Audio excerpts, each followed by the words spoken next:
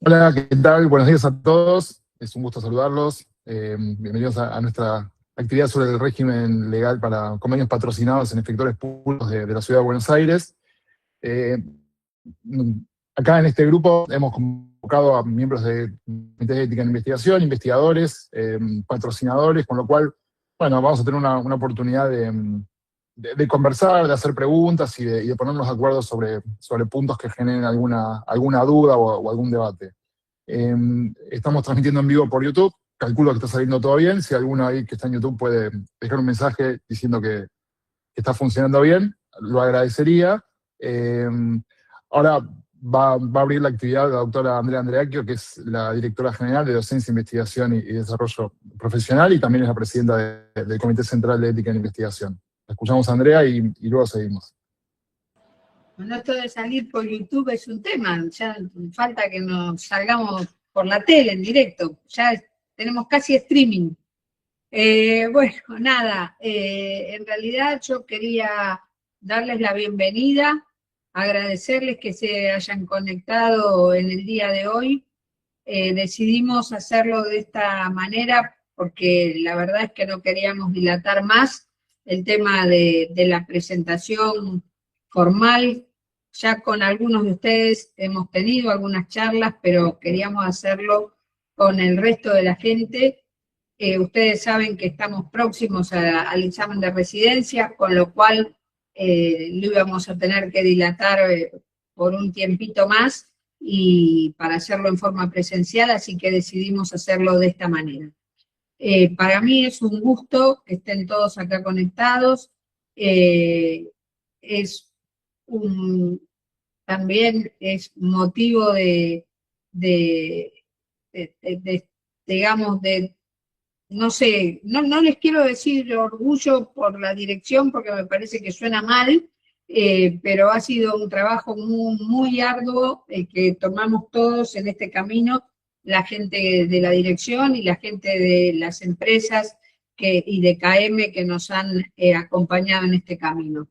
Con la anuencia y el empuje del ministro y de la Subsecretaría de Planificación y Gestión en Red, lo que hicimos fue cambiar la normativa de investigación por una normativa más moderna, más ágil, abriendo las puertas a un ecosistema de investigación, como lo llama el doctor Quirós, donde podamos participar más todos, no solamente los investigadores que ya están acostumbrados a hacerlo, sino todos aquellos que recién se inicien o quieran iniciarse en la fase de investigación de los diferentes centros del gobierno. Veo conectada a mucha gente que conozco, a otros que no conozco.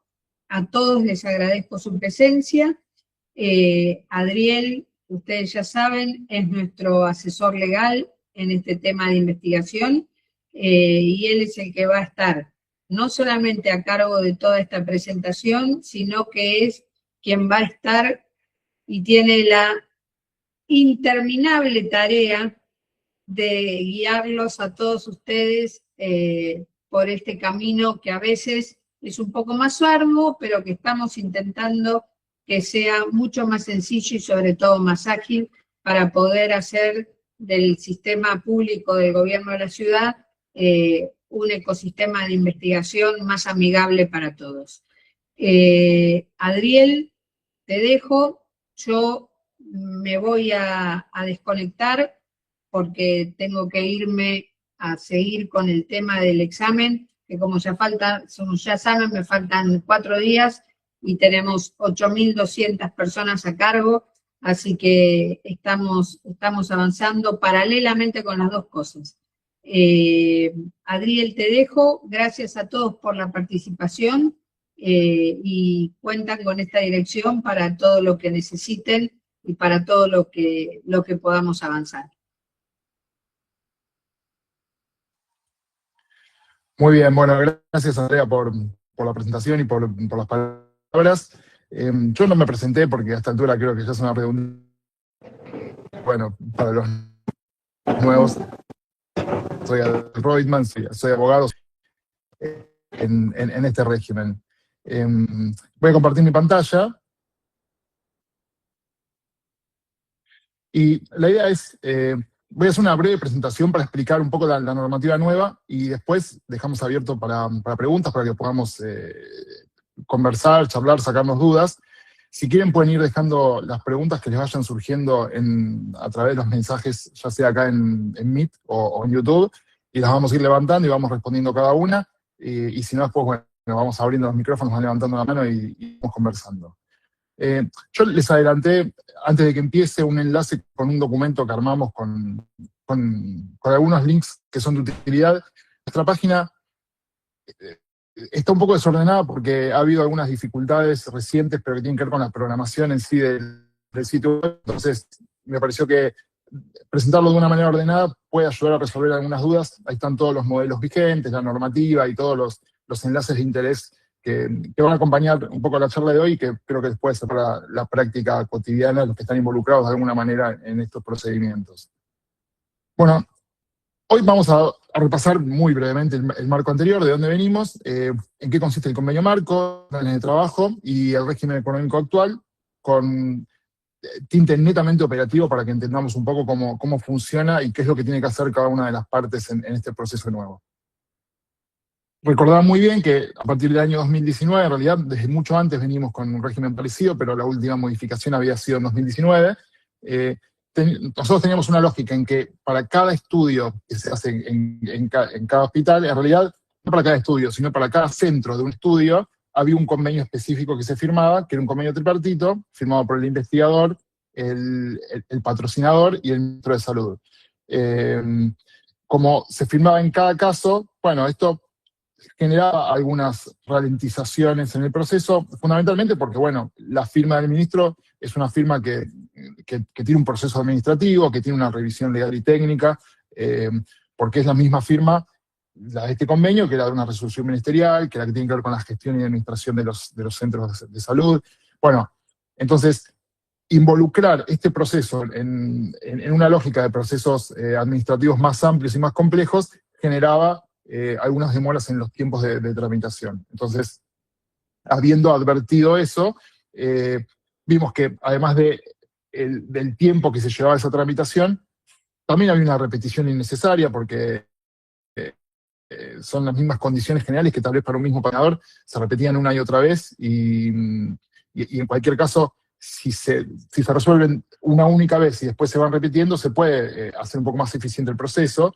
Hemos visto que también nos encontramos con algunas dificultades para trazar la línea de vida de un pago desde el principio hasta que llegaba a destino, y naturalmente estamos en el medio de cambios que exceden incluso al gobierno de la Ciudad de Buenos Aires, porque van cambiando los estándares, porque se va modernizando la normativa, y entonces la ANMAT saca la 7516 de 2025, que está muy alineada con las nuevas ICH R3, y bueno, el mundo va cambiando y se va modernizando y va yendo hacia un lado, y entendimos que era un momento también de hacer alguna modificación interna nuestra.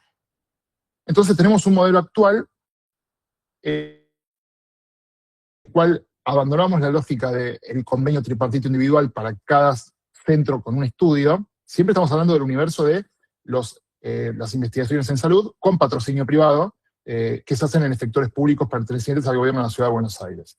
Si bien la mayor parte de estas investigaciones se las lleva la industria farmacéutica, la CRO y los laboratorios, hay también otros tipos de financiadores privados que también están involucrados en este tipo de procesos, que pueden ser fundaciones, ONG u otro tipo de financiadores. Entonces, la lógica actual, decía, se abandona el convenio individual y hay un primer paso obligatorio y necesario para cualquier empresa que quiera financiar o patrocinar estudios que se hagan en la Ciudad de Buenos Aires en el ámbito público, y es la firma de un convenio marco, que es un convenio que se firma por una única vez y que después ya funciona como punto de partida para poder hacer diferentes investigaciones a través de la modalidad que vamos a ver a continuación. De cualquier manera, este convenio marco tiene algunas reglas, tiene una vigencia de 5 años, esta es una vigencia que se puede ir prorrogando, de hecho tiene una prórroga automática, si nadie dice nada, 3 meses antes de la finalización, se entiende prorrogado. La firma solo el ministro y el patrocinante, es un convenio bipartito, y que está destinado a surtir efectos. Es una especie de paraguas para todas las investigaciones que se hagan con posterioridad bajo ese mismo patrocinio o con el patrocinio de ese mismo financiador. Esto está estructurado por 3 normativas, que es, por un lado, la resolución 877 de 2026 del Ministerio de Salud, que derogó todo el régimen anterior y estableció el convenio marco, y después están estas 2 resoluciones de la Subsecretaría de Planificación Sanitaria y Gestión en Red, que son las que aprueban el modelo de orden de trabajo y el procedimiento para la firma de las órdenes de trabajo, que son los documentos que se firman individualmente para cada estudio, una vez superada la instancia del convenio marco. Hay 2 resoluciones porque la primera resolución salió con algunos errores en el orden de trabajo que se rectificó después por la 205. Bueno, el convenio marco. El convenio marco, como dijimos, dura 5 años, tiene una especie de cláusula de caducidad de 2 años. Si desde que se firma no se genera ningún orden de trabajo en 2 años, caduca de pleno derecho y hay que firmar uno nuevo. Perdón.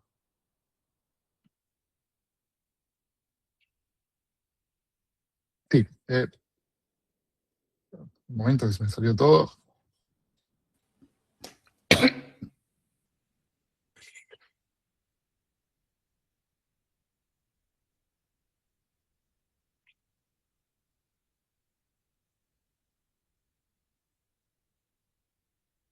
Aquí estoy. Bueno, decía, entonces, esto es un único convenio marco que se firma para cada patrocinador, tiene una vigencia de 5 años y tiene este plazo de caducidad de 2 años. El procedimiento para la gestión y la suscripción es muy sencillo. El patrocinador envía a esta dirección de correo, investigación.sgdp@ Buenos Aires, el estatuto, la constancia de quit, el poder, la designación vigente, el DNI, el quit de quien va a firmar, y una nota de solicitud formal al ministerio. Una vez que se recibe ese correo electrónico, desde acá se caratura un expediente, se genera el borrador de convenio marco, se envía también por correo electrónico el borrador para la firma del patrocinador, y una vez que lo firma de manera hológrafa, digamos de puño y letra por ahora, lo tiene que enviar en un sobre con algunas formalidades en cuanto a la impresión y bueno, cómo tiene que estar ese documento, y se envía a la mesa de entrada general del Ministerio de Salud, que es en Rivadavia 524, ya no es acá Monasterio 480. Parece una pequeñez, pero ese cambio de a dónde se envía genera una mejora en los tiempos porque, bueno, evita todo el movimiento documental entre edificios. Nosotros tenemos 2 sedes del Ministerio de Salud y como todo sucede en Bolívar 1, que es el mismo espacio físico, bueno, que llegue la documentación ahí hace que el proceso sea más rápido y más eficiente también. Una vez que se genera el control habitual para la firma del ministro de cualquier documento, el control de la Subsecretaría de Planificación, la legal y técnica, el ministro de Salud firma el convenio y se registra en la Escribanía General. A partir de ahí, ese convenio ya tiene entidad y ya genera derechos y obligaciones entre las partes. Luego, si digamos, una vez firmado el convenio marco que establece un régimen general, cuando se presenta un proyecto particular para hacer en algunos hospitales, bueno, lo que hay que hacer ahora y lo que viene a reemplazar al anterior convenio tripartito son las órdenes de trabajo, que las órdenes de trabajo se firman para cada proyecto patrocinado, digamos, para cada centro que va a tener un estudio, aunque se trate de un estudio multicéntrico, para cada centro hay una orden de trabajo específica, que ya no es tripartita, sino que la firma el patrocinante y el investigador, y lo que se hace a nivel central del Ministerio de Salud ya no es firmar como una parte más, sino que el subsecretario de Planificación Sanitaria genera un aval respecto a esa orden de trabajo y después de ese aval ya desde la Dirección General se autoriza el inicio. Entonces ya no entra dentro de la lógica de complejidad ministro, porque esto requiere un aval de una instancia previa, que es una agilidad más. Por supuesto que el resto permanece inalterable, lo que tiene que ver con la evaluación ética y metodológica del estudio, a través de la carga en PRISA, la evaluación y la aprobación a través de PRISA, la disposición autorizante del efector del establecimiento, del director del hospital, tiene que emitir la autorización, digamos, para autorizarlo, y con todo eso se genera un expediente que se remite acá. La lógica de tramitación, para los que ya están familiarizados con el proceso, es muy similar a la que veríamos manejando actualmente para los convenios, con la única diferencia, y en realidad los cambios sustantivos vienen en la tramitación del nivel central. Pero a nivel efector, a nivel comités de ética, la lógica es más o menos parecida, pero lo que cambia es que en lugar de recibir un convenio o un borrador de un convenio tripartito, lo que van a recibir los comités con la carga en prisa es un borrador de la orden de trabajo, que ese borrador sí puede estar firmado a través de medios digitales o una firma pegada, o de la manera que las partes crean conveniente, no obstante que después la orden de trabajo definitiva va a ser la que generemos acá y que va a necesitar la firma hológrafa de las partes. Ahora después lo vamos a ver. La orden de trabajo tiene algunos contenidos mínimos, que son estos que están acá, pero lo importante, esto está todo narrado en la normativa, y de hecho el modelo de orden de trabajo tiene los espacios para completar con las cosas que son necesarias para cada caso específico. Hay algo importante, y es que lo que no está como campo modificable, tanto en el convenio marco como en la orden de trabajo, acá me dicen que se corta un poco el audio. A ver, si me dan un segundo voy a tratar de cambiar la forma de conectarme, porque acá la conexión estaba con algunos altibajos.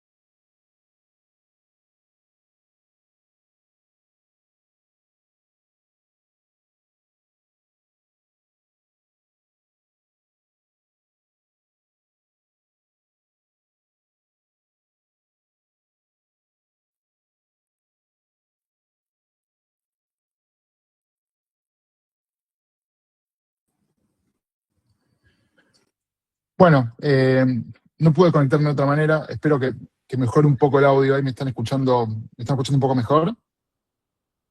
Sí, gracias. Bien. Sí. Bien, perfecto. Bueno, sigo. Ahí vi en una de las preguntas, sí, esta presentación la vamos a compartir, así que quédense tranquilos que esta información la van a tener. Bueno, esperemos que Perfecto. acompañe las condiciones de conexión. Okay. Bien.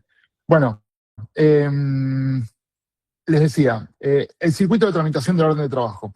Esto es muy parecido al modelo anterior de convenio. En el sector, el comité hace la evaluación de siempre, el director autoriza, genera un expediente que se envía acá a nuestra dirección general, hacemos una evaluación técnica, un control formal y de legalidad. Si falta algo, lo pedimos al patrocinador, y en caso de que esté todo bien, generamos el borrador de la orden de trabajo y se envía al representante autorizado, al que se designó en la orden de trabajo, para que desde el lado del patrocinador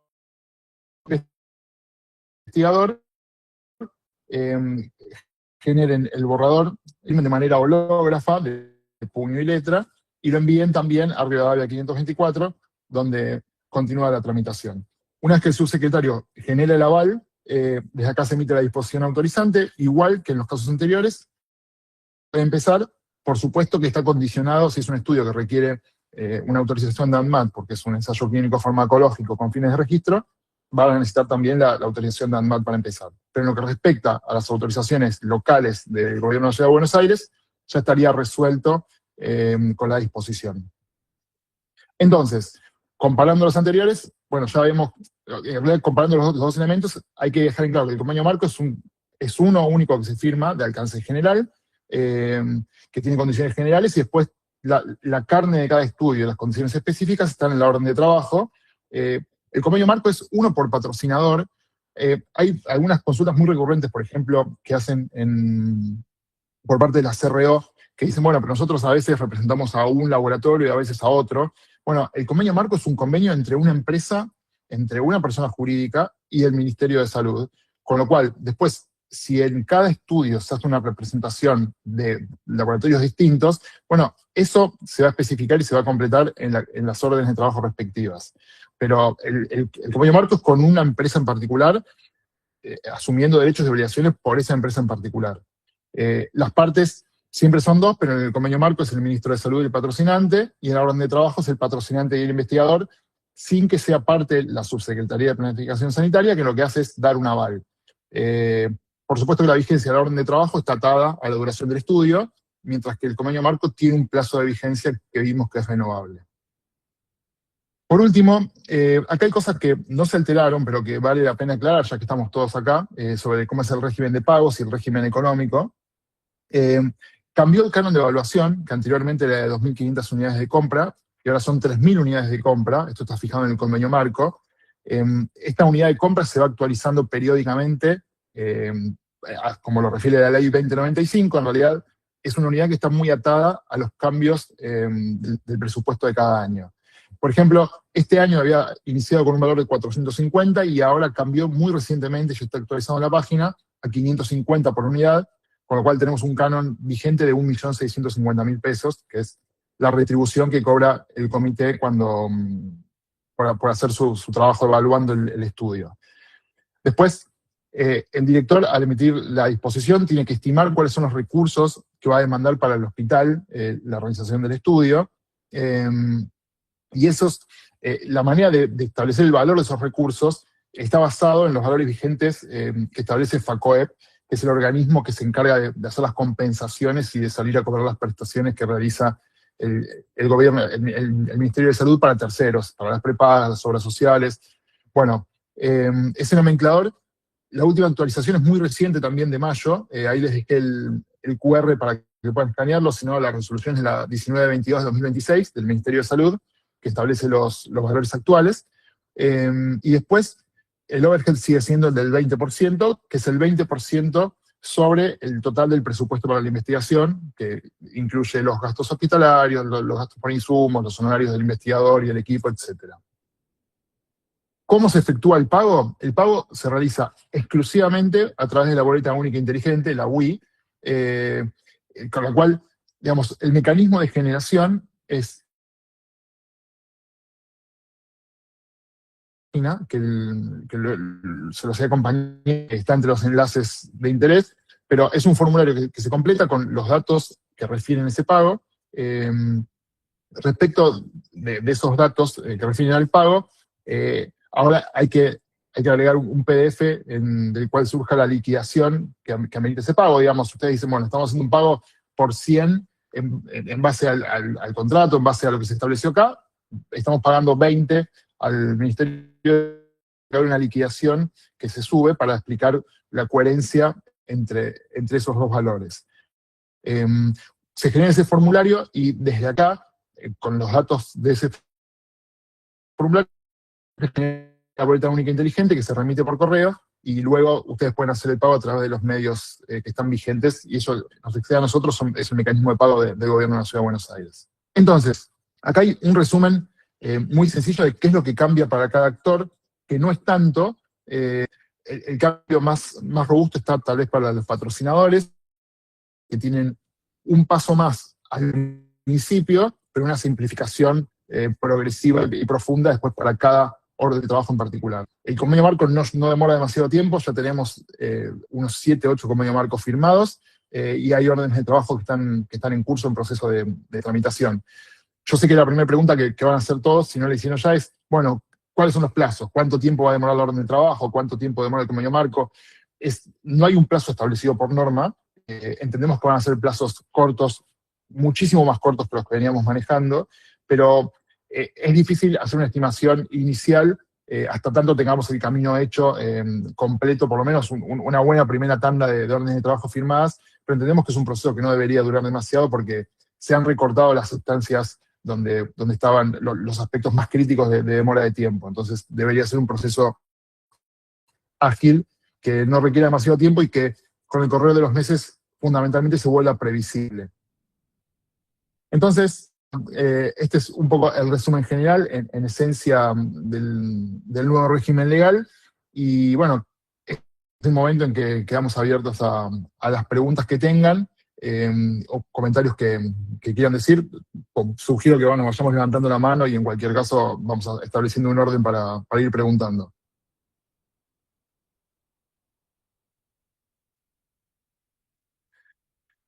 Voy a ver primero.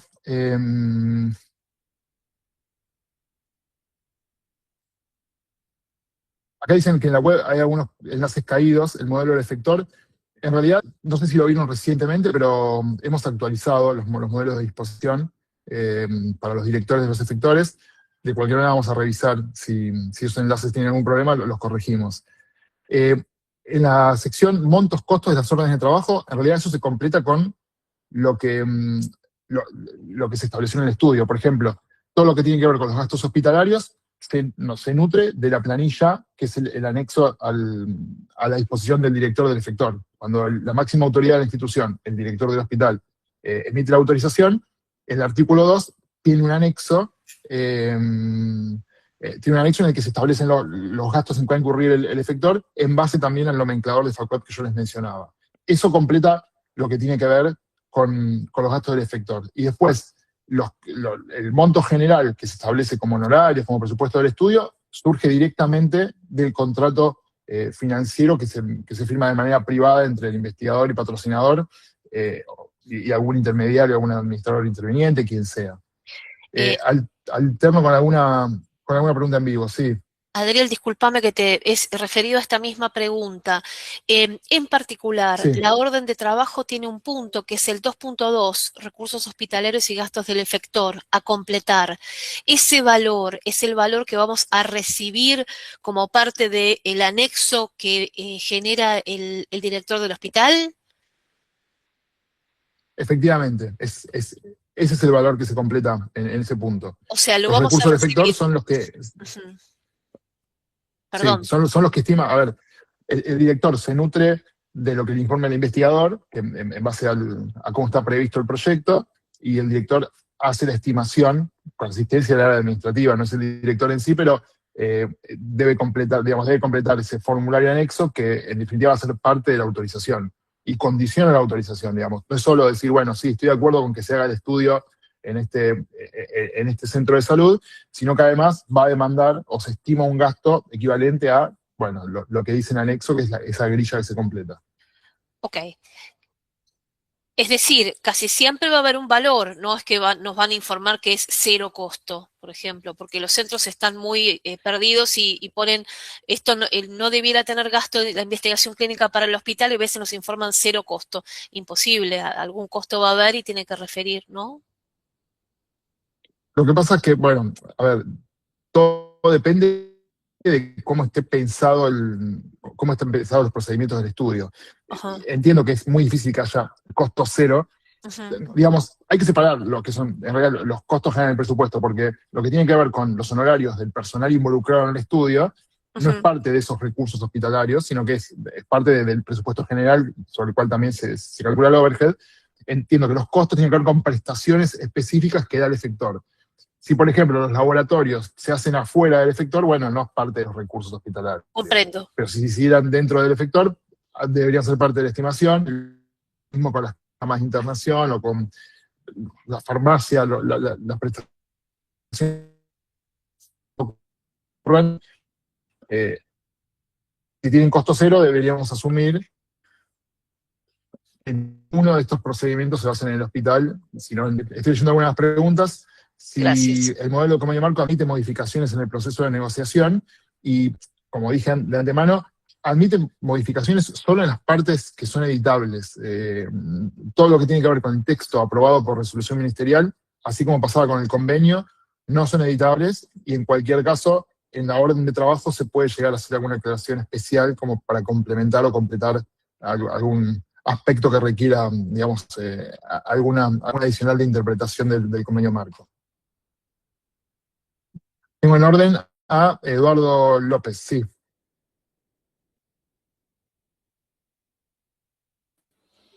Estás muteado, Eduardo. Sí. Estás muteado.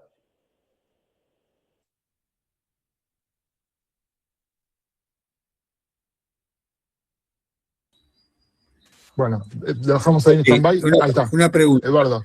Nosotros a veces recibimos soporte como tipo gran y restricto para estudios clínicos de, por ejemplo, la Fundación Fiorini o la Fundación Argentina de Infectología Pediátrica o fuera del país. En realidad, diríamos, no tienen ningún interés en patrocinar nada, en investigar nada, sino que apoyan un proyecto que aprobó el board de ellos como un proyecto interesante para llevar a cabo. Estas ONG que muchas veces cubren parte del estudio y se cubre entre 3 o 4, o pagan, por ejemplo, un becario, por ejemplo, ¿no? ¿Eso tiene que también firmar el convenio? Porque yo interpreto que no, porque no hay... Bueno, lo que pasa es que la normativa no hace distinción y cualquier estudio que tenga patrocinio privado debía estar alcanzado por este régimen. No es patrocinio esto, Adriel, ¿eh? A ver, no es patrocinio, ellos dan un lo que pasa es que, como gran y restricto que a veces cubre y a veces no cubre, y después lo llenás con 2 o 3 fundaciones, ¿no? Para evitar tener que el erario público el estudio, ¿no? Me gustaría que lo averiguaran un poco más legalmente, ¿no? Porque esto, creo que haber varios que por ahí reciben fondos de parciales de otras fundaciones. Por ejemplo, la Fundación Fiorini da el premio a un becario o a un proyecto de investigación, pero no le interesa para nada firmar un convenio patrocinado porque ellos no patrocinan ninguna investigación, ¿no? No hay un interés, diríamos, en ese aspecto, ¿no? De patrocinar para la causa que sea, ¿no? Sí, bueno, a ver, bajo la normativa actual, aún en esos casos se entiende que son proyectos bajo financiamiento, con lo cual estarían alcanzados por esta norma. Lo que hace... y que y si recibimos de 3 fundaciones... También es una discusión, perdón, cierro el punto. Esta es una discusión que viene arrastrándose incluso del régimen anterior, porque, digamos, siempre la línea se trazó entre estudios con patrocinio privado y sin patrocinio privado. Entonces, muchos de estos casos quedaban dentro de la normativa, que parece estar más pensada en los ensayos clínicos farmacológicos, y no para este tipo de investigaciones con este tipo de financiamientos.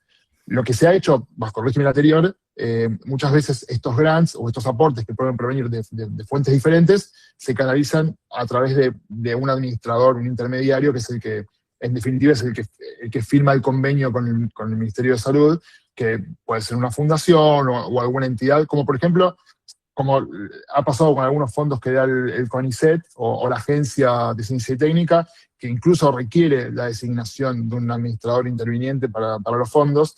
Esa es una de las maneras en que he resuelto, pero sí igual lo tomo como inquietud pensando en futuras propuestas de cambios normativos para tal vez hacer una separación de regímenes entre todo lo que es el patrocinio privado clásico de ensayos clínicos farmacológicos o ensayos con intervención, de otro tipo de financiamientos que son distintos. Adriel, quizás la diferencia... Sí. La diferencia es si son estudios destinados a fines de registro o no. Claro. Esa es la diferencia.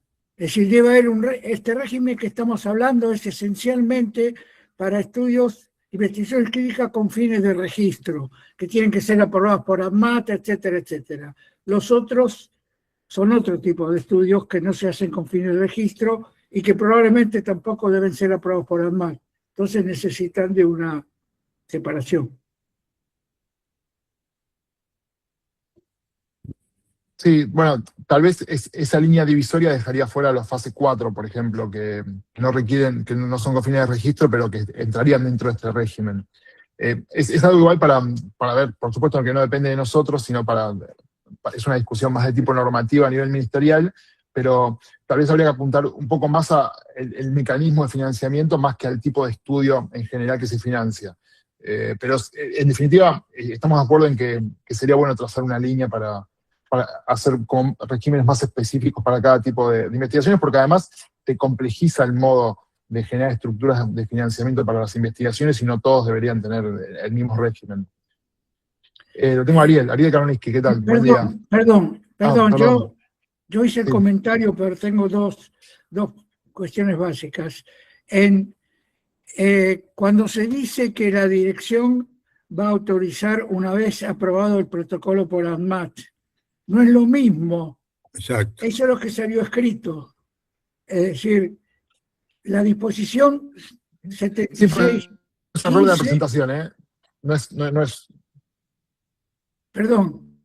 El escrito que salió dice que la dirección va a autorizar el estudio una vez aprobado por ANMAT. Eso lo hace secuencial y no tiene sentido porque ningún estudio puede iniciarse en la Argentina de este tipo sin la aprobación de ANMAT. Convendría aclararlo. No, pero lo dice la diapositiva, pero no es lo que surge en la norma. Me parece que hay un error ahí en cómo se plasmó en la diapositiva, porque la disposición sale y lo que condiciona es el inicio del estudio, pero o sea, la disposición autoriza y dice, bueno, siempre y cuando tenga autorización de ANMAT, el estudio puede empezar. Okay. Y esta norma se hizo con plena conciencia del régimen nuevo de ANMAT, que incluso tampoco prevé secuencialmente la necesidad de aprobación del comité para el ingreso inicial. Así que sí, efectivamente no funciona de esa manera. Sí, Ariel. Bueno, ahora sí, ¿qué tal, Adriel? ¿Cómo te va? Un gusto verte. Hola, ¿qué tal? Buen día. Felicitaciones por la presentación. Saludos a todos los colegas presentes. Dos cositas. Primero, con lo que surgió recién, creo que, como vos marcabas como línea divisoria, creo que haber leído en alguno de los artículos de las disposiciones vigentes, resoluciones vigentes, el tema de las excepciones. Justamente las excepciones a esto tienen que ver con estudios que tienen fines epidemiológicos, no tienen empresas detrás que tienen fines lucrativos y por lo tanto estarían exceptuados del circuito. Lo que decía Eduardo es un ejemplo típico también con diferentes subsidios que se dan para investigaciones de relevamiento epidemiológico a través de organismos de cooperación internacional, etcétera. Entonces creo que por ahí podría estar el tema de precisar y evitar estos inconvenientes que van a surgir a menudo porque muchas de las investigaciones, sobre todo con fines de relevamiento epidemiológico que tienen relevancia para la salud pública de la ciudad de Buenos Aires y por extensión del país o a nivel regional, están justamente subsidiadas o brindan los recursos necesarios para tener becarios de investigación en la infraestructura mínima para poder desarrollar eso, y esto es de interés específico del ministerio. Creo que por ahí es un aporte, y me parece que por ahí podría estar la línea divisoria, ¿no? En segundo lugar, sí, un par de preguntas específicas. Uno de los temas claves acá, y las resoluciones hablan de 3 instancias, ¿no? Por un lado, la instancia del acuerdo marco y la firma del ministro, a partir de ahí las órdenes específicas de trabajo, y ahí está, por un lado, el overhead general por cada uno de los proyectos, que es el 20%, el pago de lo relacionado a los gastos operativos, ¿sí?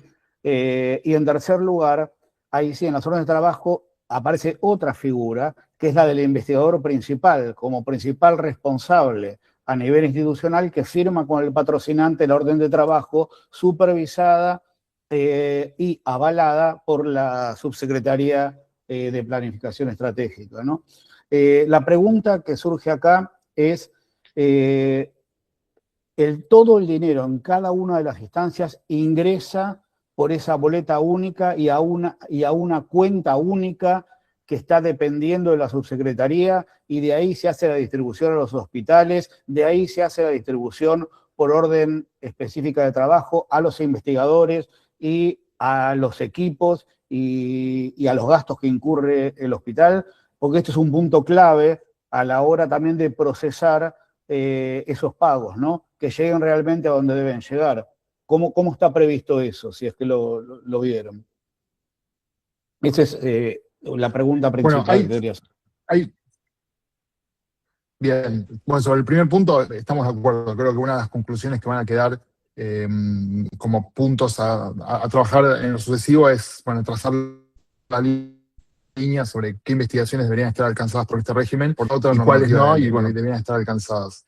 Respecto a la pregunta, en realidad hay que primero distinguir lo que son los pagos directos al equipo de investigación, que no tiene una intermediación nuestra. Lo que se pacta de honorarios de la investigación, que se paga al investigador principal, a sus investigadores, de la manera en que nosotros no nos metemos en esa negociación que se realiza de manera privada, esos pagos se hacen de manera directa a las cuentas del investigador o como lo hayan previsto. Lo que sí se abona a través de las boletas únicas inteligentes son el canon de evaluación, los gastos hospitalarios y el overhead, es el 20% sobre el presupuesto de la investigación. Cada uno de esos montos tiene un destino diferente que está fijado por normativa. El canon de evaluación, por supuesto, todo se centraliza en una cuenta escritural que es del nivel central y que después, con una periodicidad, se va distribuyendo a los destinatarios de cada canon de evaluación. Se destina en un 100% al Comité de Investigación y al CODEI, que está previsto para financiar el funcionamiento. Eso se gestiona a nivel local en el efector. No es que nosotros generamos ningún tipo de gestión. Lo recibimos, lo contabilizamos y lo reenviamos al efector. Y después, el resto, lo mismo con los recursos hospitalarios. Así como ingresan, se remiten y ese importe tiene que ver con los gastos generales del efector, porque está cubriendo prestaciones propias que dio el efector. Y lo que tiene que ver con el overhead institucional, se parte en dos, y el 60% de ese importe se remite al efector y el 40% queda en el nivel central.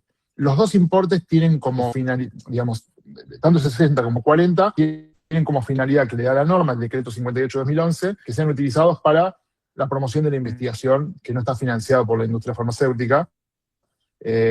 Y en un sentido amplio se entiende que para promover cualquier actividad vinculada con investigación. Esos son los distintos importes que en este punto no cambian, que siguen siendo los mismos porque están fijados a través del decreto 58, que es el que reglamenta la ley 3301. Doctor Guindín, Adrián Guindín, sigue en el orden. Buen día. Buen día, ¿cómo estás, Adrián? Tanto tiempo. ¿Qué tal, Adrián? Muy bien, muy bien. A ver, yo tengo dos inquietudes. Primero, parte de mis inquietudes eran las que acaba de decir Karolinsky, pero por ahí me voy a referir desde otro punto de vista a esas mismas inquietudes. La declaración de la Asociación Médica Mundial establece que hay que hacer un seguimiento postestudio de los pacientes, sostener la atención de los pacientes postestudio. Eso es una incertidumbre respecto del cálculo de costos. Deberíamos tener alguna manera más o menos razonable de pensar cuál es el costo del seguimiento de un paciente que participó de un estudio, después que el estudio terminó, para poder presupuestarlo como ustedes plantean, porque si no, ¿cómo hacer los cálculos de cuál es el costo hospitalario de la atención de un paciente? ¿Cómo podés saber cuántos hemogramas después de que se termine el estudio va a necesitar ese paciente para ser atendido? Me parece que hay que ser cuidadoso en esto porque el párrafo 34 de la Declaración de Helsinki, si bien pareciera casi una expresión de deseo, algún cumplimiento se le debería dar. Ese es un punto que yo quería poner en claro. Y el segundo punto es que por ahí es una buena oportunidad para revisar los circuitos a través de los cuales la Dirección General envía los fondos a los efectores. En particular, a mí me está resultando muy dificultoso ver la acreditación de lo que nos mandan. Recibo la disposición del giro de fondos, pero en las cuentas escriturales que tenemos en el hospital para el SEI y para el CODEI no terminan siendo acreditadas. ¿Qué mecanismo podemos tener de control de los dos lados del mostrador, digamos que ustedes nos mandan una disposición diciendo te giré qué cantidad de dinero y yo no la tengo en la cuenta escritural y haya alguna manera de reclamo sobre esa circunstancia. Porque si con el sistema actual ya no nos está funcionando, no es el momento de si se va a agilizar el sistema a través de solo convenio marco y orden de trabajo. ¿No podríamos también aprovechar esta situación para mejorar esos circuitos? Son mis dos dudas al respecto, Adriel. Bien, me escuchan bien porque tuve algunas dificultades yo en escuchar, creo que entendí todo, pero tengo la señal muy inestable. Respecto a lo primero, que fue lo que más cortado escuché, creo que tiene que ver con el seguimiento para los estudios, para el régimen post-estudio, ¿no?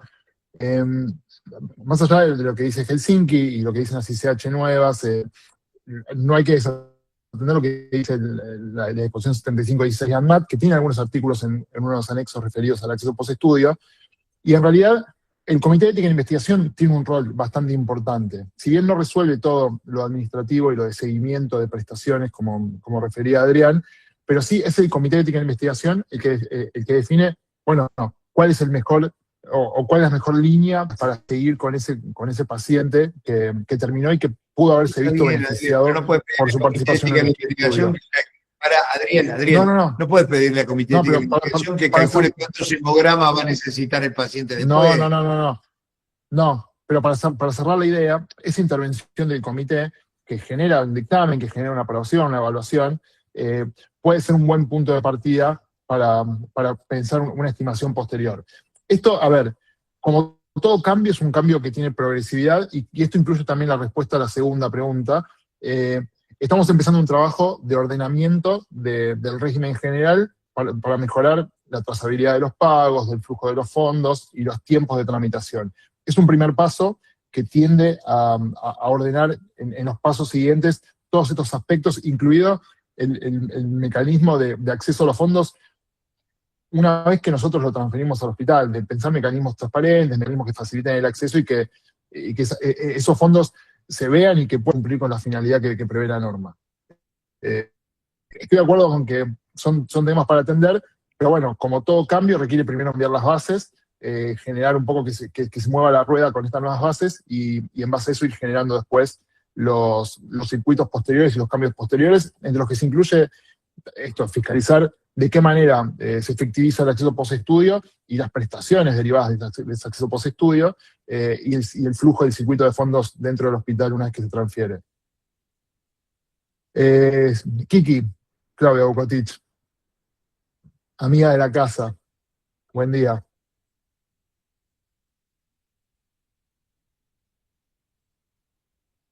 ¿Estás ahí? A ver, y estoy acá, no sé si se escucha, porque tengo muy mala conexión.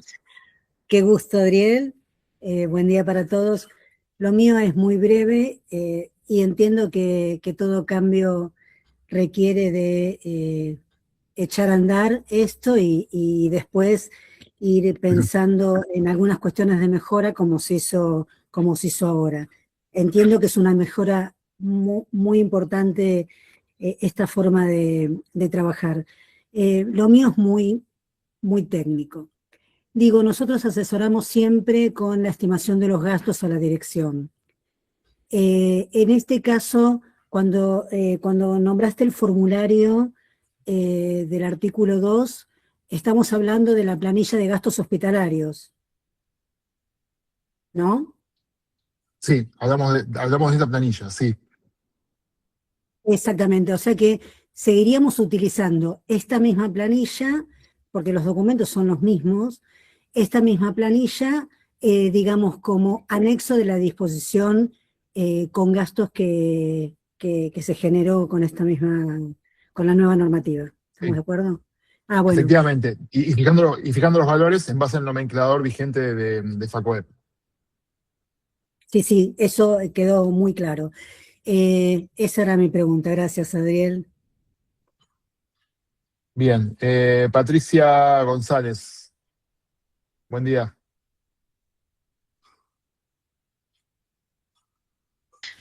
Hola, buen día.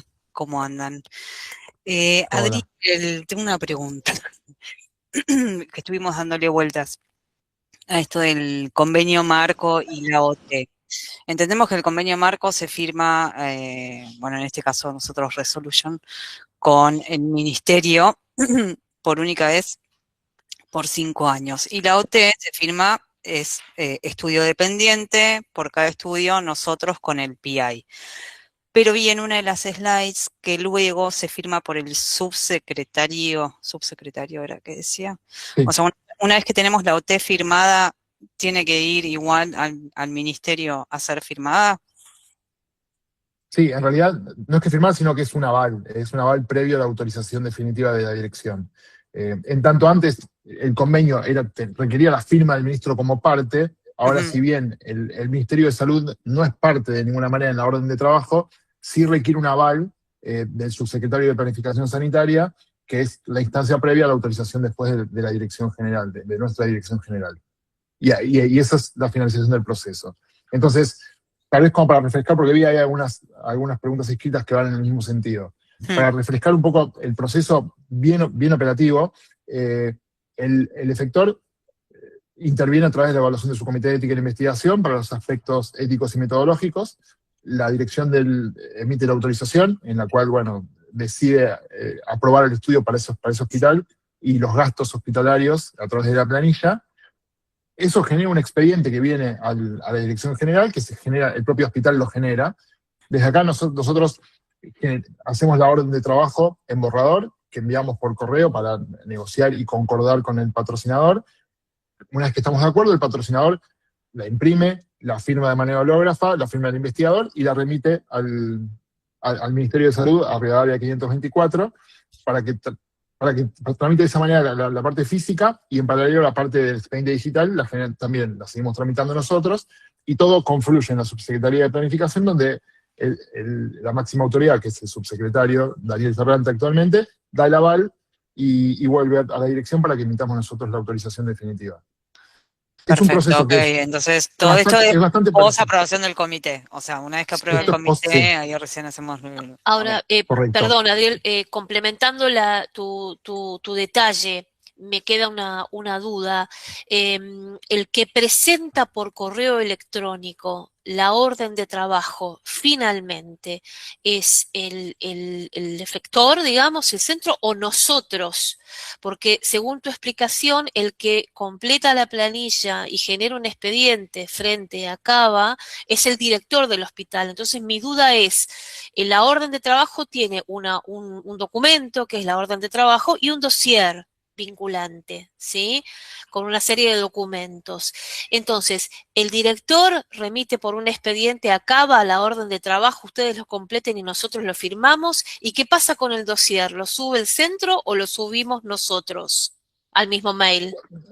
Y cuando hablamos del dossier, intuyo que será parte, digamos, hablamos del paquete regulatorio inicial. Sí. Está bien, todo ese paquete regulatorio inicial va al comité para la evaluación habitual que hace a través de PRISA, a lo que se agrega, o se reemplaza en realidad lo que era el convenio de investigación del tripartito. En realidad lo que se agrega ahora es un borrador del orden de trabajo, que es un borrador que puede tener las firmas digitales, las firmas electrónicas o la firma que ustedes prefieran, pero es una instancia borrador.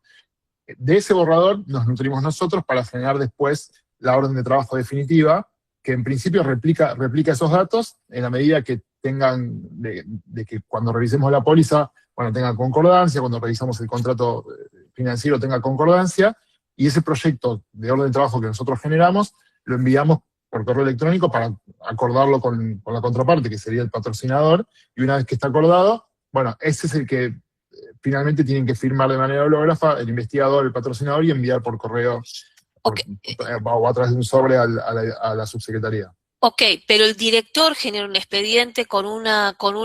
Es el hospital. Es el hospital, porque... El hospital toma todos estos elementos que en el procedimiento que está escrito en la norma está muy claro, el listado, el checklist de qué es lo que tiene que ser parte del expediente, todo eso lo toman de prisa y lo ponen en un expediente y nos lo envían a nosotros. Pero es algo hospitalario, que el patrocinador no tiene intervención en esa parte del proceso. O sea que en realidad los gastos a detallarse en la orden de trabajo los va a detallar dirección. lo va a detallar dirección en base a lo que también le lleven como propuesta. Eso, digamos, cuando ustedes preparan el paquete inicial, bueno, pueden trabajar conjuntamente con el investigador de qué manera van a completar esa planilla en base a las particularidades propias de la Comprendo, investigación. si hay gastos por laboratorio de hospitalización, si algún servicio del hospital se utiliza. Bueno. Tal cual. Es muy difícil estandarizar eso porque Comprendo. Es muy protocolo dependiente, pero la lógica sería esa. Gracias. Perdón, Adriel, voy a saltear el orden un segundo, que está relacionado con lo que preguntaron recién. Cuando decís la institución es el director o el comité el que arme el expediente, el comité puede armar el expediente y mandarlo como hasta ahora. Eso depende, cada sector entiendo que tiene sus propias mañas en ese sentido, pero quien sea el encargado de armar los expedientes es el que tiene que hacerlo. Muchas veces es el comité, muchas veces es el área administrativa de dirección, pero lo importante es que se genere en el sector. Perfecto, gracias. No sé quién sigue porque son tantos que no veo quién tiene la próxima mano levantada. Mara, me parece. Bueno. Gracias. ¿Qué tal, Adriel? ¿Cómo estás? Un montón, sí. Hola, Mara. Adriel, tengo algunas dudas. Cuando hablamos de costos, ¿hablamos de costos independientes del estándar de cuidado o hablamos de los costos inherentes a todo el protocolo? Esa es una de las preguntas que tengo. En realidad, depende un poco también de cómo esté pensado el protocolo. Por ejemplo, lo que dice la disposición ANMAT nueva es que en los protocolos que son add-on o que tienen un comparador que son parte de la práctica habitual, eso también debe ser cubierto por el patrocinador. Entonces, en esos casos, bueno, por más que sea la práctica habitual, la práctica de rutina, bueno, son cosas que también deben ser cubiertas y ser parte si los va a dar el hospital, bueno, deberían ser parte de los recursos del sector que se estiman, pero eso depende mucho también del estudio. Lo que tiene que ver con la práctica habitual y que está por fuera que puede ser digamos, concomitante con el estudio, pero que no es parte del protocolo, en principio no deberían ser parte de este convenio. Bien, la otra pregunta que tengo son tres. La otra que tengo es, ¿el overhead en qué momento se acredita? ¿Es al final de todo el protocolo? ¿Eso sigue así? No, en realidad está pensado que esos pagos sean concomitantes con los pagos que se van realizando por el estudio del investigador. Cuando hay un cronograma de pagos que, no sé, puede ser trimestral, semestral, que son liquidaciones que van juntando diferentes visitas o diferentes hitos que va marcando el contrato, cuando se realiza un pago al investigador, de manera concomitante, debiera realizarse el pago del 20% de overhead en ese momento. Y como dije antes, en este formulario que se usa para generar la boleta única inteligente, ahí hay que agregar un PDF con el detalle de la liquidación, digamos, qué es lo que se está pagando al investigador o al equipo de investigación y cuál es el overhead que se está pagando al gobierno de la Ciudad de Buenos Aires para poder generar la vinculación entre uno y otro. Bien, perfecto. Y lo último, el convenio marco, ¿cómo nos enteramos, digo, por esta transición donde todavía por ahí no están todos enterados de todo? ¿Cómo nos enteramos nosotros como en centros como comité de ética si ya el patrocinador tiene firmado el convenio? Digamos, esto ustedes me imagino que lo habrán comunicado a todos los patrocinadores, ¿no? Digo, como para estar enterados y poder seguir avanzando con las evaluaciones. Yo ahora puntualmente tengo un protocolo patrocinado para evaluar. ¿Qué hago? Espero, pregunto si ya lo firmaron, digamos, esa es la duda en realidad. A ver, todavía no hay una instancia de publicidad de las empresas que tienen el convenio marco firmado, pero sí lo que tienen, a ver, dentro del paquete regulatorio inicial, cuando quieren demostrar o acreditar que el convenio marco está firmado, basta con que lo presenten o que presenten el convenio marco registrado en Escribanía General, así como cualquier otro documento que suelen presentar, así como presentan el estatuto para acreditar que existen como persona jurídica y el poder para acreditar la representación. El convenio marco firmado sirve para acreditar que efectivamente ya han pasado por esa etapa. O sea, que lo que ya está en marcha, ya estamos para evaluar. Si no está el convenio marco, tengo que pedir el convenio marco. Totalmente, sí. Ok, Sí. listo. Y en cualquier caso, a ver, en esta etapa inicial podemos generar un régimen de intercambio y de consulta. Nosotros, por supuesto, sí sabemos quién ya firmó convenio marco, y en caso que haya alguna duda, es una información que podemos dar desde la Dirección General. Ariel, para aportar solamente, el otro día estuve justamente en el Ministerio, en el despacho del ministro, con la gente del equipo, y hasta donde sé, empresas que ya tienen acuerdo marco firmado son Bristol Myers Squibb, Argentina, Novartis, Fundación IBIS para la investigación de HIV-Sida, Bayer, Sociedad Anónima, Oncovic, Iquivia, que esa no la conozco. Puede haber, esto fue lo que me habían... Hay algunas más. Sí, hay algunas más todavía, sí.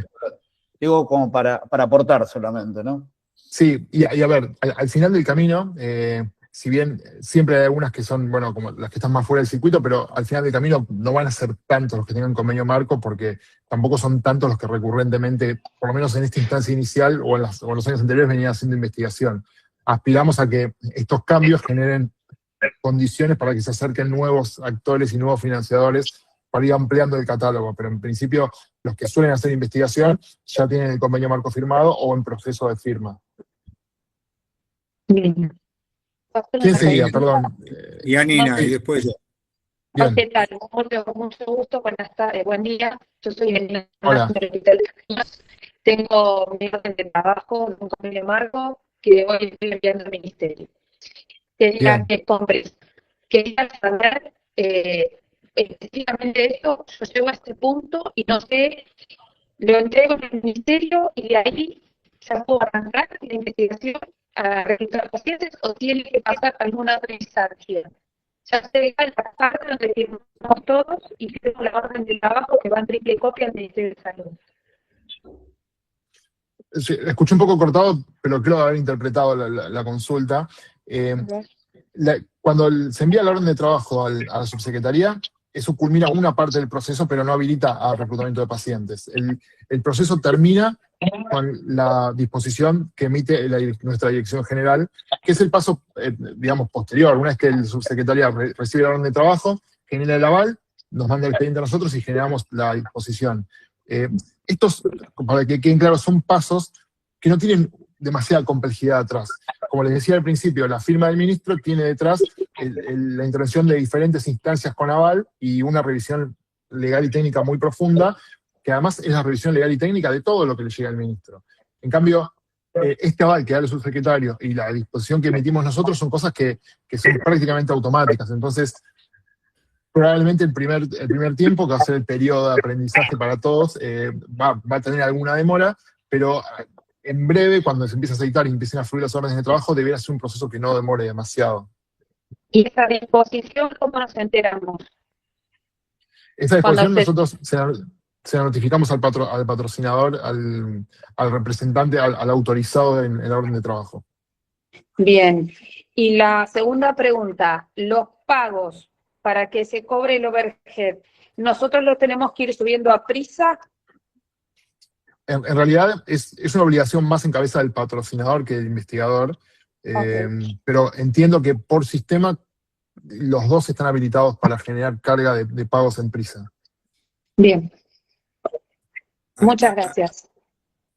Ariel, Eduardo López, nuevamente. ¿Qué tal, Eduardo? Acá me pasa el equipo que nosotros tenemos estudios de investigación no relacionados con la industria, no, con ONG que no facturan, porque hay un tema que creo que vale la pena analizar, aquellas fundaciones que facturan, que tienen consultorio externo, y aquellas ONG que directamente entregan esto como un subsidio.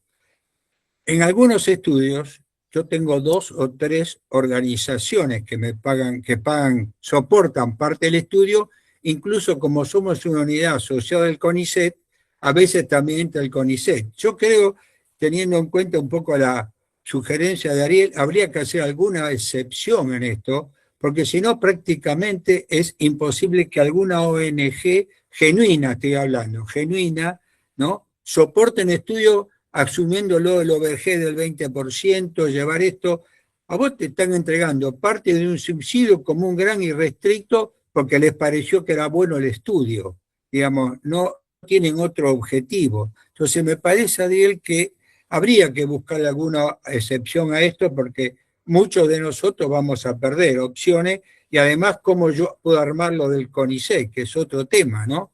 Nosotros tenemos estudios que son, paga parte del CONICET, paga un becario, una fundación, por ejemplo, la donación o lo que permiten comprar aparatos o kit reactivo para diagnóstico.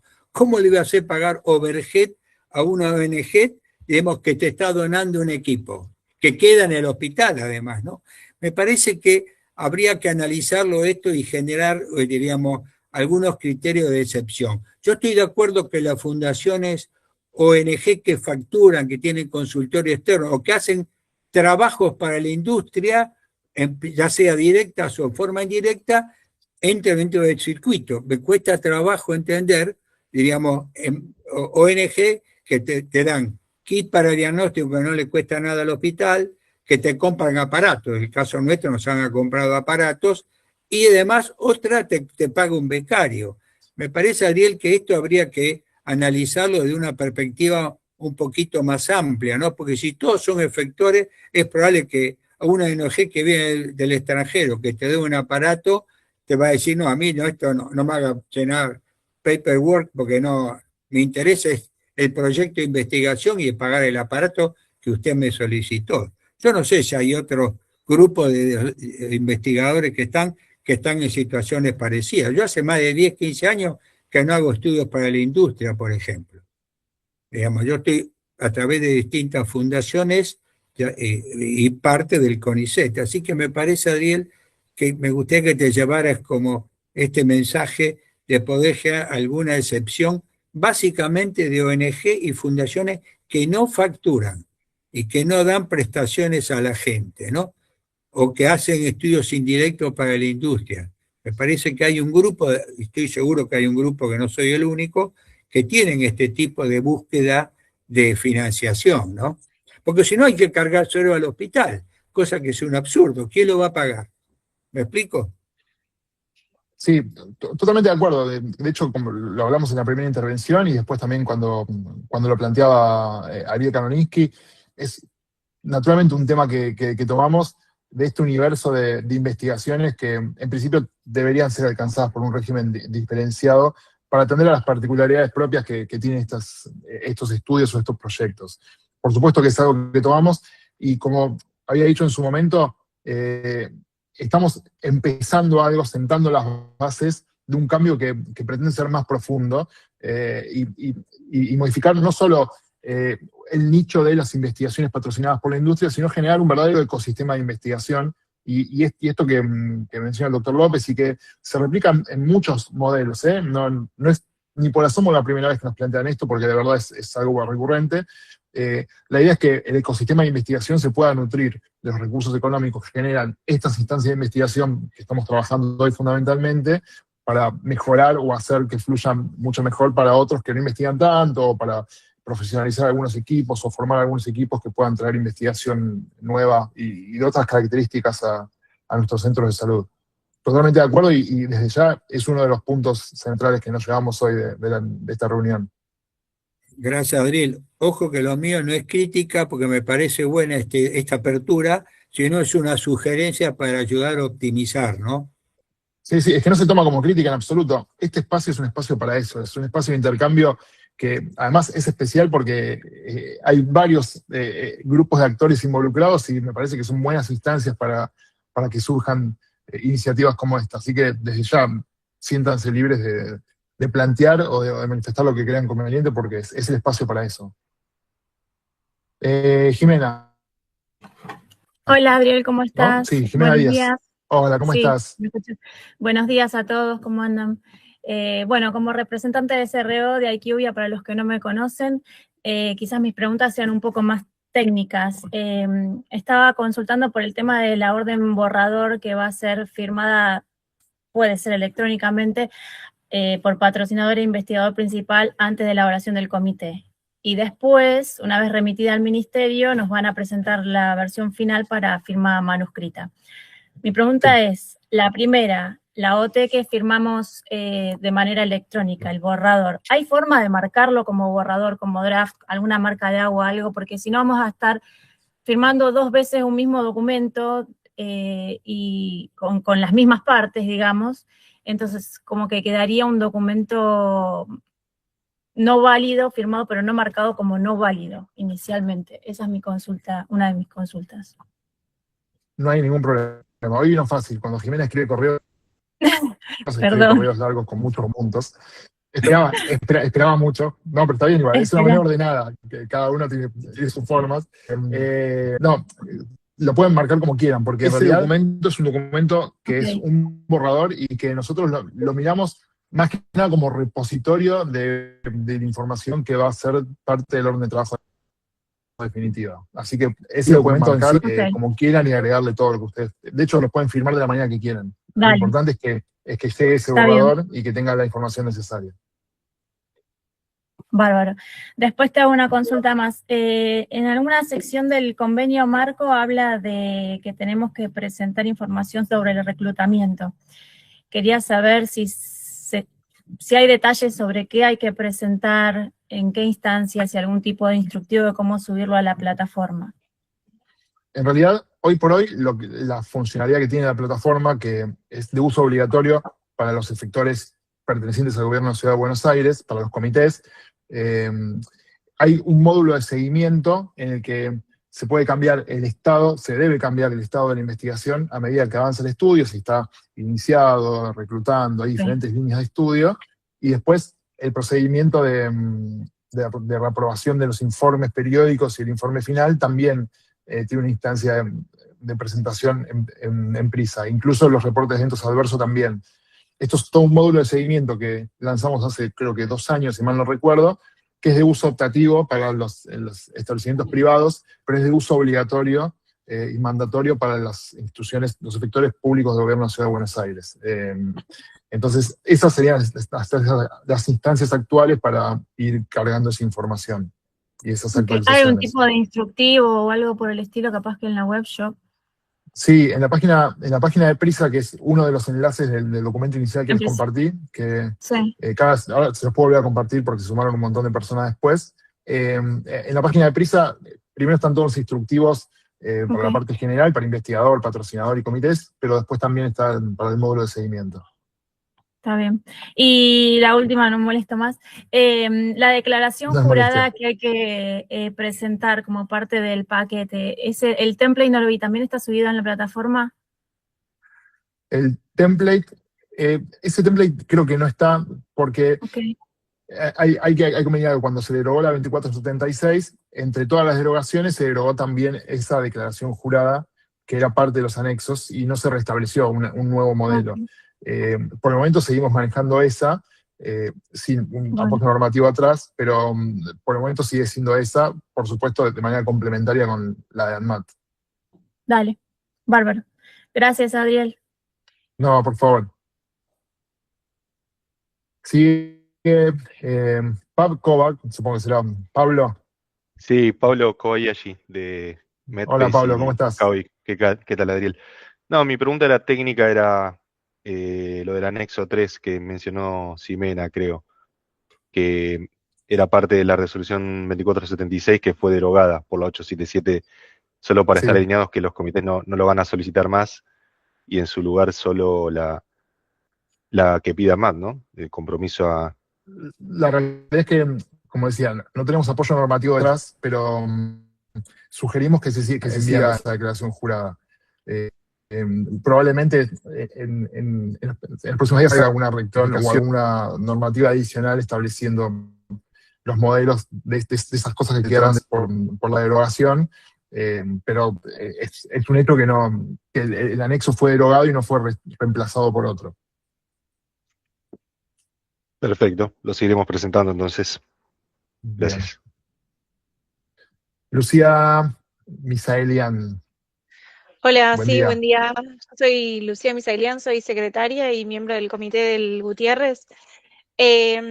No sé si preguntaron porque se me cortó en un momento internet. Como comité, entonces, deberíamos revisar, o sea, ya no que esté ahora subido el convenio marco en Prisa y la orden de trabajo borrador que estaban hablando, ¿no?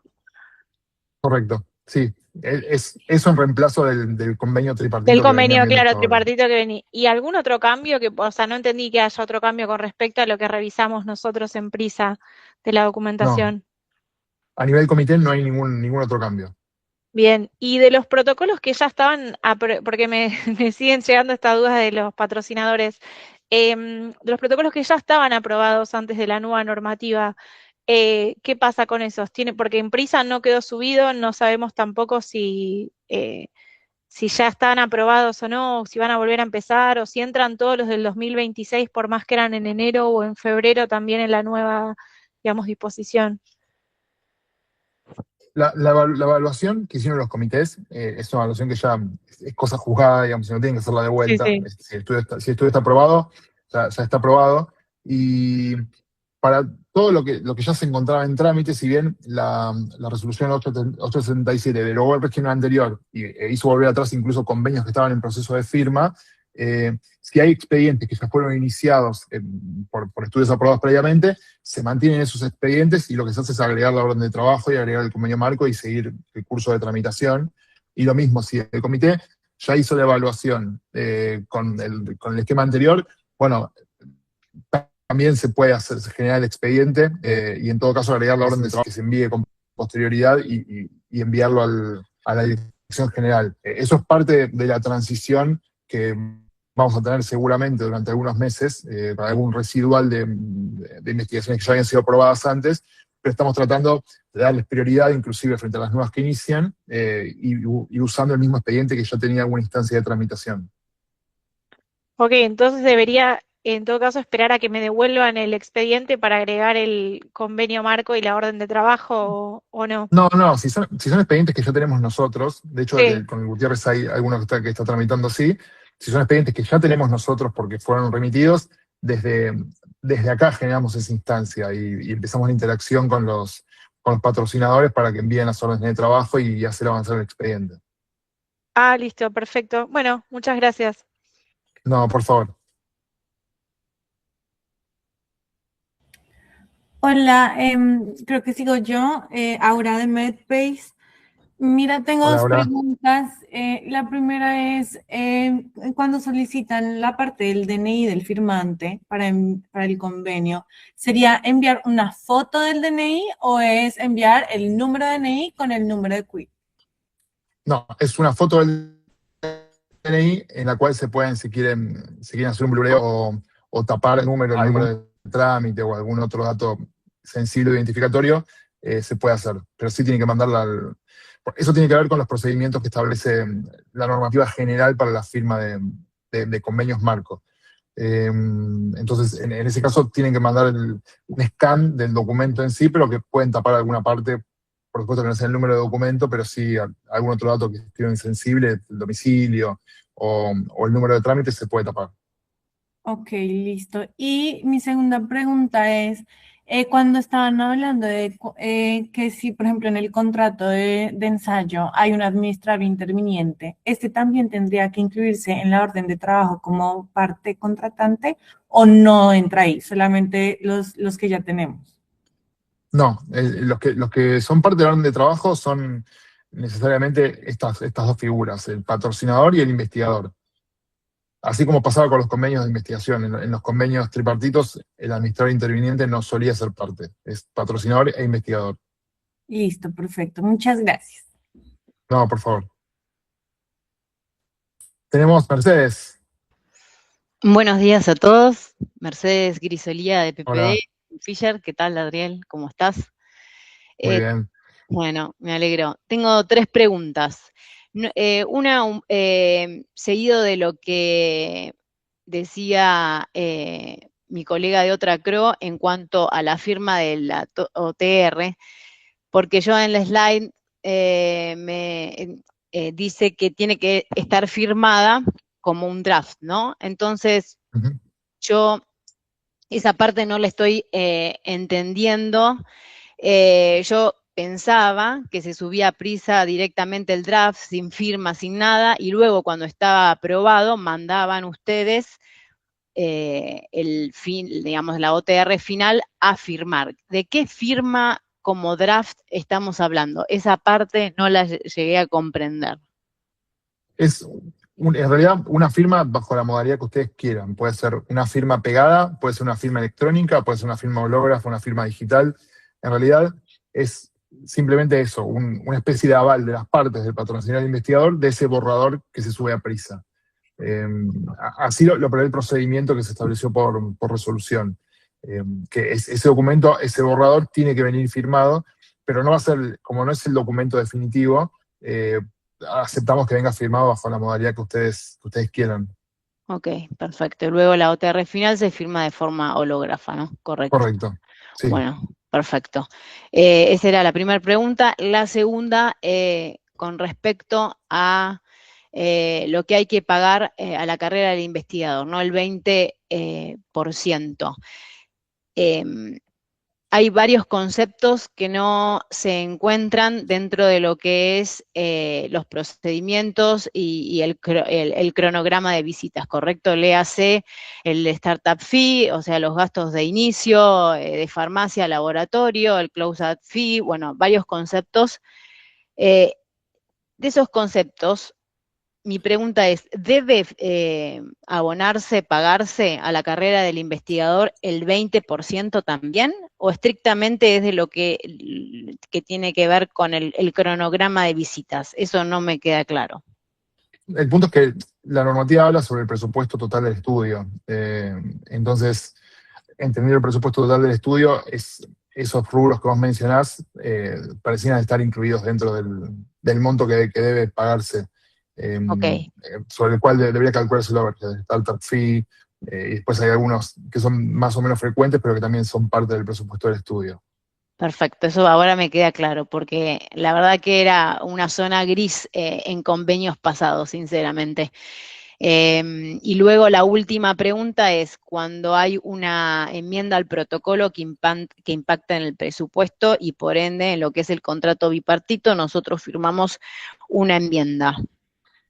¿Cómo impacta esto en la OTR? Si bien en la orden de trabajo. Sí, si bien no está escrito, lo que hemos hecho en algunas oportunidades, incluso ya con el régimen de convenios tripartitos, es una instancia de comunicación. Si se realiza algún tipo de enmienda, modificación al contrato que tiene un impacto económico que sea pertinente que conozcamos, bueno, se remite del representante o la persona de la compañía, nos remita por correo electrónico el contrato con esa información para que la dejemos asentada. Por ahora, en principio, no hay ninguna instancia de firma de una nueva orden de trabajo, ninguna instancia de firma posterior, al menos no a nivel central. Ok, porque podrían llegar a cambiar los valores que están determinados en la orden de trabajo, por eso más que nada, bueno, eso tendríamos que ver luego cómo, llegado el caso, cómo instrumentamos esa comunicación y cómo nos ponemos de acuerdo, ¿no? Porque entiendo que es un punto importante. Y luego la última pregunta que por un caso en concreto y que me gustaría aprovechar la oportunidad para trasladarte, es el decreto 58 del 2011, ¿sí? El decreto reglamentario, menciona el 20% de los como un concepto adicional, pero no define qué es un overhead, ¿correcto? Esa palabra es una novedad de esta última normativa, ¿no? Entonces, mi pregunta es la siguiente, ¿este concepto adicional del 20% del decreto sería exactamente lo mismo a lo determinado en la orden de trabajo? Efectivamente, sí.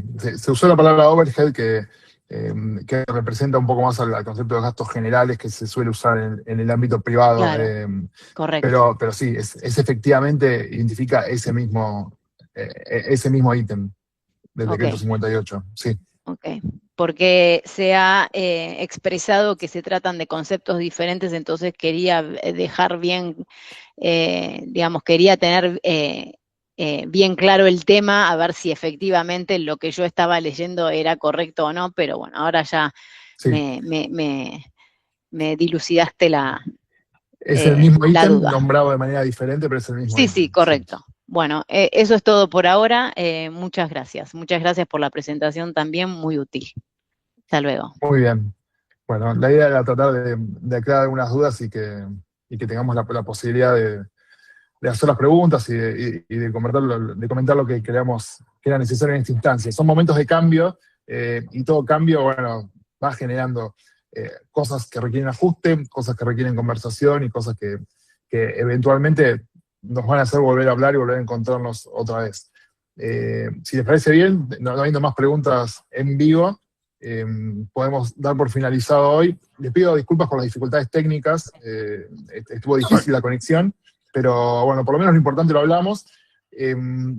Vamos a buscar la manera de subir, probablemente en la página que yo les compartí inicialmente, que es la página donde está toda la información sobre este nuevo régimen, esta nueva normativa, subamos ahí la grabación de la actividad de hoy, que si todo sale bien tendría que quedar en YouTube, y también la presentación de las diapositivas que acompañaron la charla para que tengan ahí la información que necesitan. Así que bueno, gracias por venir, fuimos un montón, les agradezco la participación y siempre a disposición de lo que necesiten. Gracias. Chau, Muchas gracias. Gracias. Chao. Saludos a todos. Hasta luego, saludos, gracias. Muchas gracias, muy amable.